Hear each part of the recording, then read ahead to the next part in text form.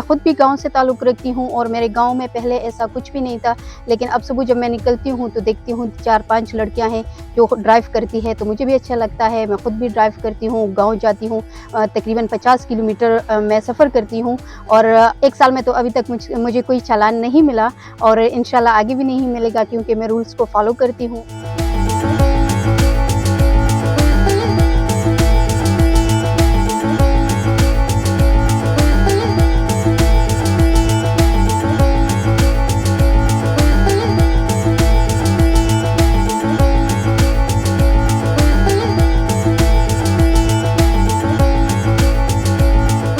ख़वातीन होती फ़ितरी तौर पर मुख्तात होती है और हर चीज़ का ख़याल भी रखती है, उसको केयर उस तरीके से रूल्स को फॉलो करती है।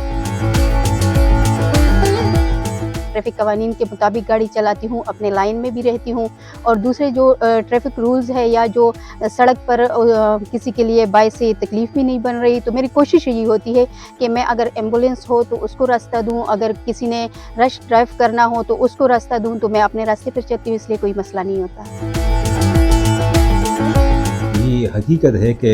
अभी ख़वातीन के ड्राइविंग का जो रुझान है वो ज़्यादा हो रहा है। इधर लाइसेंस के लिए भी ज़्यादा ख़वातीन आती है और रोड पे भी नज़र आ रहे हैं आप लोगों को कि ख़वातीन ज़्यादा वो कोशिश करते हैं कि गाड़ियाँ चलाते हैं, और ये खुशी की बात है कि ख़वातीन गाड़ियाँ चलाते हैं और लाइसेंस हासिल करते हैं। तो ख़वातीन जो ड्राइविंग करते हैं वो बहुत एहतियात के साथ ड्राइविंग करती है, वो उनका एक्सीडेंट का रेशो मर्दों के मुकाबले में बहुत कम है,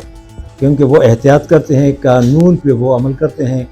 और वो गलत ड्राइविंग नहीं करते जिस तरह आम लोग करते हैं। बहुत कोऑपरेटिव होते हैं, वो पुलिस के साथ भी कोई वो मसला नहीं करते, ना कोई बात करते हैं। अगर वो गलती करते हैं तो फिर वो चालान लेते हैं।